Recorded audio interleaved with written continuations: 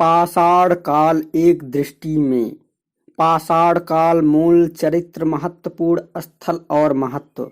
निम्न पुरा पाषाण काल मूल चरित्र था इसका चापर चापिंग पेबुल संस्कृति। महत्वपूर्ण स्थान इसके हैं सोहन घाटी पंजाब में, तमिलनाडु सिंगरौली और बेसिन यूपी, छोटा नागपुर झारखंड, असम, आंध्र प्रदेश और कर्नाटक में इसके प्रमुख स्थल हैं तथा और महत्व हथनौरा नर्मदा बेसिन से होमो इरेक्टस के जीवाश्म, हैंड एक्स और पेबुल पत्थर। अगला है मध्य पुरा पाषाण काल। मध्य पुरा पाषाण काल के अंतर्गत हम स्क्रैपर बेधक या उपकरण के बारे में अध्ययन करेंगे। जैसे नेवासा जो महाराष्ट्र में है, डिडवाना राजस्थान, भीमबेटका मध्य प्रदेश और बांकुरा तथा पुरुलिया पश्चिम बंगाल में स्थित है। नर्मदा घाटी ये विभिन्न प्रकार के ब्लेड, भीमबेटका की गुफाएं की चित्रकारियां, भीमबेटका की खोज 1958 ईस्वी में बीएस वकड़कर ने दी थी। इसके महत्व जो थे। अब है उच्च पुरा पाषाण काल। ब्लॉन्ड और ब्यूरिन संस्कृति इसमें मूल चरित्र इसका। ब्लॉन्ड एंड ब्यूरिन संस्कृति इसके प्रमुख चरित्र हैं। तो आगे हम देखते हैं इसमें क्या है। ये इसके स्थल क्या है। कुरनूल कर्नाटक, मध्य प्रदेश, झारखंड, राजस्थान, गुजरात, आंध्र प्रदेश है इसके प्रमुख स्थल यानी उच्च पुरा पाषाण काल के। और इसके महत्व में निएंडरथल मानव मिले थे जो होमोसेपियंस के पूर्वगामी थे। कुरनूल से अस्थि के उपकरण भी प्राप्त होते हैं। अगला है मध्य पाषाण काल। मध्य पाषाण काल के अंतर्गत मूल चरित्र इसका था माइक्रोलिथ सभ्यता। एकधर फलक, बेधनी, अर्धचंद्राकार समलंब प्रकार के उपकरण मिले थे। और इसका महत्वपूर्ण स्थल क्या है। कर्नाटक, राजस्थान, बागोर, तिलवाड़ और लाघनाज और गुजरात में जो स्थित है।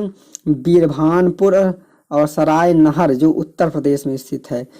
सूक्ष्म आकार के औजार मृगभांड निर्माण काल, तिलवाड़ा पशुपालन और मछली पकड़ना मुख्य आधार, अस्थायी जीवन के संकेत है इसके। नव पाषाण काल। नव पाषाण काल में हम चमकदार पालिश की सभ्यता है। बुर्जहोम, गुप्त कराल, कश्मीर, दोआली या दाओली भी कहते हैं, असम, मेघालय, चिराद, बिहार, आमरी, कोटदीची, मेहरगढ़ और मास्की, संगनकल्लू, हल्लूर, पिकलीहल, पयमपल्ली ये सब नव पाषाण कालीन स्थल हैं जिसमें कृषि का आरंभ हुआ था। और गर्त आवास यानी बुर्ज होम, 100 में मानव के साथ कुत्ता दफनाना, बड़ी मात्रा में अस्थि और औजार, पौध निर्माण, उनके साक्ष्य, अस्थायी जीवन एवं पशुओं का प्रयोग, ये सब नवपाषाण काल में है। आंध्र ताम्र पाषाण कालीन संस्कृतियां। आंध्र ताम्र पाषाण कालीन संस्कृतियों में आता है क्वेटा संस्कृति। यहाँ से गुलाबी रंग के लिए सफेद रंग के मृगभांड प्राप्त हुए हैं जिन पर काले रंग की चित्रकारी की गई है। कुल्लू संस्कृति। यहाँ से अलंकृत मृगभांड का साक्ष्य मिलता है। इसकी बाहरी सतह पर वृषभ का अंकन है। यहाँ दाह संस्कार तथा दफनाने का भी साक्ष्य प्राप्त होता है। झोब संस्कृति। यहाँ से 5 संस्कृतियों के चरणों के संकेत मिलते हैं।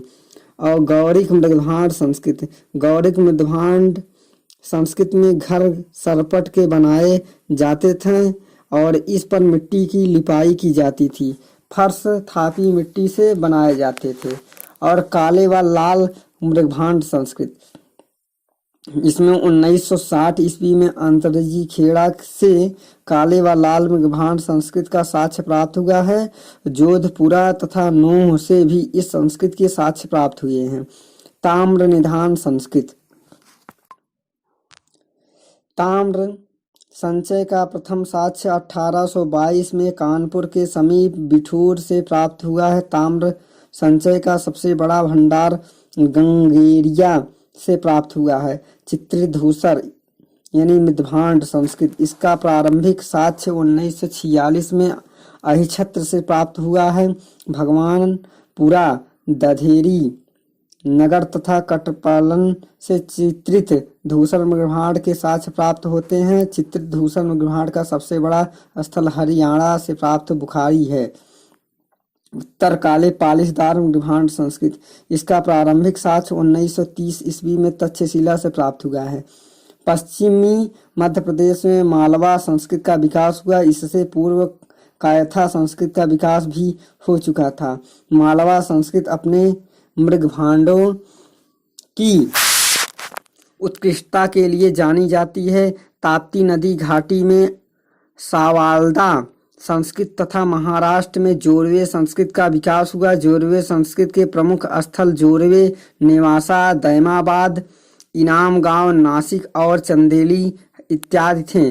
जौरव संस्कृत के घरों की बनावट वर्गाकार, आयताकार एवं वृत्ताकार होती थी। दैमाबाद से तावे की 4 वस्तुएं प्राप्त हुई हैं: रथ चलाता मनुष्य, सांड, गैड़ा एवं हाथी। जौरवे संस्कृत का सबसे बड़ा स्थल है दैमाबाद है। यहाँ से 4 संस्कृतियों के स्तर प्राप्त हुए हैं। सबसे बड़ा उत्खनित ग्रामीण स्थल नौदा टोली है। सर्वाधिक फसलें नौदा टोली से प्राप्त हुई हैं। पूर्वी भारत में बिहार में चिराज, सेनुआर, सोनपुर तथा तारादी और ताम्र पाषाण कालीन स्थल मिले हैं। इसी तरह बंगाल में पांडुर, जरढीवी तथा महिषादल से ताम्र पाषाण कालीन स्थल प्राप्त हुए। लौह काल, लौह काल में हम देखते हैं, लौह काल का निर्धारण सामान्यतः 1000 ईसा पूर्व से 600 ईसा पूर्व के मध्य किया जाता है। इस समय उपकरण निर्माण में लोहे का प्रयोग प्रारंभ हुआ था। उत्तर भारत में लौह काल के साथ साथ चित्रित धूसर मृगभांड PGW जिसे कहते हैं संस्कृत कायम हुई। दक्षिण भारत में लौह काल महापाषाण संस्कृत के समकालीन था। मालवा संस्कृत के लोग काले व लाल मृगभांडों का प्रयोग करते थे। और इनाम गांव से किला बंद बस्ती, हाथी दांत इत्यादि प्राप्त हुए हैं। कायथा तथा एरड़ से किला बंद बस्तियां प्राप्त हुई हैं। दक्षिण के महापाषाणिक संस्कृत की वास्तविक सूचना उनकी कब्रों से प्राप्त होती है, जो कि वृत्ताकार तथा चौकोर थी। कब्रगाह पिट्टवारियल तथा शिष्टवारियल प्रकार के थे। हल्लूर तथा पिकलीहल से लौह का साक्ष्य कब्रों से मिलता है। और भारत में सबसे पहले लघु पाषाण उपकरण 1867 में विंध्य क्षेत्र CL कार्लाइन द्वारा खोजा गया। अब हम पढ़ते हैं ताम्र पाषाण कालीन संस्कृतियों के एक दृष्टि से।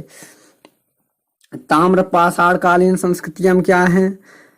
आहार संस्कृत 2800 से 1500 ईसा पूर्व, इसमें है दक्षिण पूर्वी राजस्थान में प्राप्त स्थल है।